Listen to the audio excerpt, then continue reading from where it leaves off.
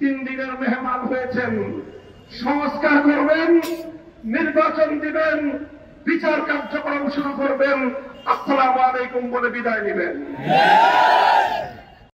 গতকালকে আমাদের অন্তর্বর্তীকালীন সরকারের নীতিগত সিদ্ধান্ত, জাতিসংঘের মানবাধিকার কমিশন সংক্রান্ত সেই সিদ্ধান্তকে হেফাজতে ইসলাম প্রত্যাখ্যান করছে। হেফাজতে ইসলাম এই সিদ্ধান্ত মানে না, এই সিদ্ধান্ত কার্যকর হতে দেবে না। জাতিসংঘের ইসলাম বিরোধী, মানবতা বিরোধী পশ্চিমা সমাজ দর্শনের মানবাধিকার বাংলাদেশের মানুষ বিশ্বাস করে না। এদেশের মানুষ ধর্মপ্রাণ মানুষ, ধর্মপ্রিয় মানুষ, ইসলাম প্রদত্ত, সৃষ্টিকর্তা আল্লাহ প্রদত্ত মানবাধিকারের মৌলিক কনসেপ্টকে নিয়েই দেশ এবং জাতির আগামী ভবিষ্যৎ গড়ে তুলতে চায়।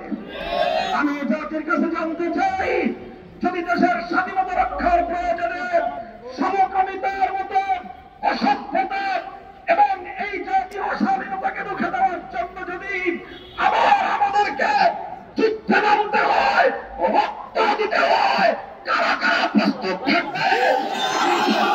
For more updates, follow us on Facebook, subscribe our YouTube channel, get the latest update on www.daily-sun.com.